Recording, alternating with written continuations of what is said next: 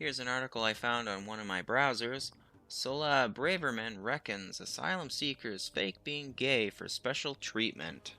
No, really? They get special treatment for being POCs and then they get even more for being gay. But hey, that's diversity and division at the same time. Braverman has drawn criticism after claiming some asylum seekers pretend to be gay to get special treatment. Her controversial comments follow a trip to the U.S. and a speech she made on Tuesday where she called for the UN's asylum framework to be reformed. During the speech, she said, "While there are many countries where being gay or a woman is incredibly tough, being a victim of discrimination shouldn't necessarily qualify you for asylum protection in the UK." So, incredibly tough. Now, me personally, I don't necessarily trust their definition of tough, because they say it's tough to be gay in the West or a woman. So, I'm iffy on that. Home Office data shows sexual orientation formed part of the basis for an asylum claim in 1% of all applications in 2021. That was 77% fewer than in 2019, when sexual orientation made up 5% of all applications, and 7% in 2017. In an interview with ITV News, due to air, etc., Miss Braverman was asked about Elton John and his foundation's response to her speech. He warned she risked further legitimizing hate and violence against LGBT people and called for more compassion. Are you effing kidding me? The West lets in, what, thousands of refugees every year? If we got any more compassionate, we'd be bending over backwards and taking it up the A. So, her concern is people are pretending to be gay to get special treatments. They're taking advantage of the system. And these people shouldn't get gimmies, they should be punished. Because if they don't get punished, more and more people will learn and know that if they pretend to be gay, they'll get more and more gimmies. And that's what it's all about, the gimmies. When asked by Robert Peston, probably said that wrong, about Sir Elton's response to her speech, she replied, "Well, I have huge admiration for Elton John. I don't admire him, because to me, he's just a rich person who's just pushing his own agenda." Anyway, back to the article. But what I would say is that we need to be, again, honest about what's actually happening on the ground. Yeah, people are taking advantage of your kindness, your compassion. Challenging the Home Secretary's claims, gay, Labour MP and former Minister Sir Chris Bryat wrote on Twitter, "How many? Where's your evidence? And how dare you scurry behind the apron strings of prejudice to hide the fact that you've manifestly failed to deal with the asylum mess you and your party created." Okay, first off, it's not prejudice to point out that some people are pretending to be gay to get more gimmies.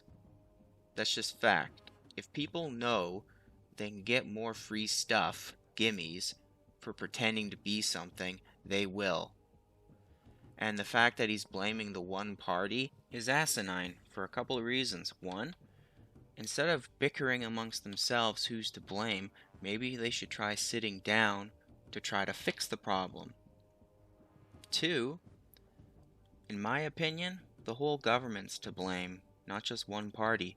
Three, if I'm reading this right, this guy is a Labour MP and former minister, Sir Chris Bryat. So isn't the Labour Party pro-immigration? Just curious. Because in my opinion, if a party's pro-immigration, they're okay with refugees too. So, journalist and commentator Owen Jones said Sula Braverman is a monster who becomes more nauseating by the day, and what she says here is the exact opposite of the truth. Britain deports LGBT refugees to countries which endanger their safety and their lives. That's a fact. Okay, where's the evidence? If you're saying it's a fact, show me the evidence. Actor Ian McKenna, told Channel 4 News her comments are laced with a good dollop of prejudice and hoping that she's going to get a few votes because of it. She's saying that people are pretending to be gay to get more gimmies. Again, I don't see that as prejudice.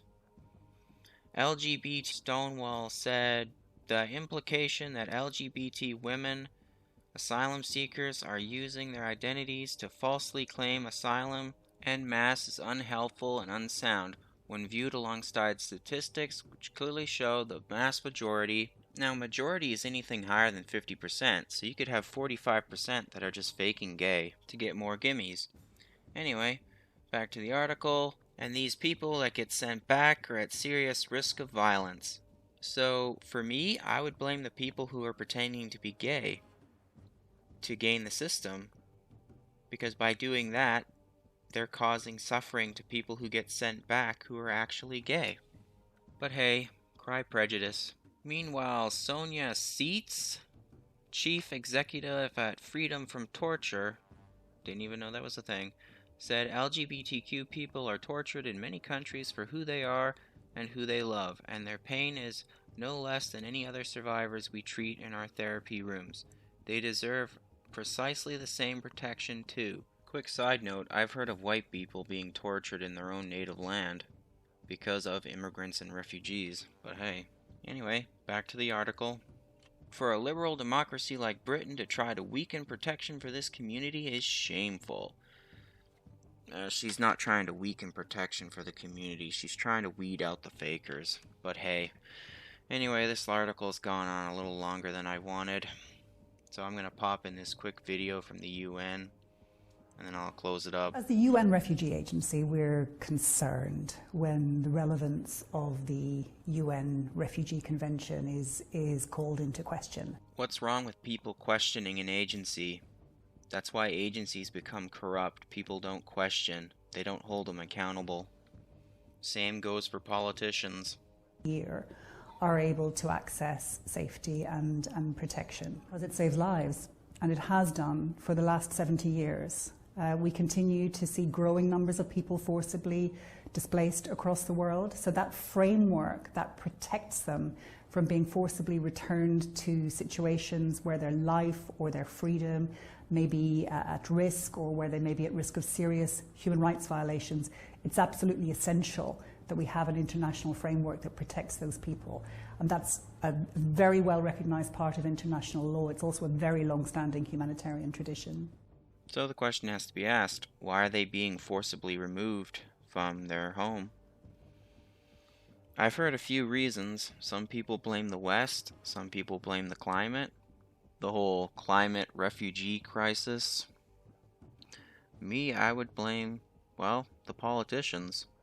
They keep sticking their nose in other countries' business. Just leave them be. Let those countries figure themselves out.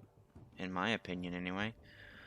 Well, that's it for my thoughts on this matter. Take care out there in Clown World.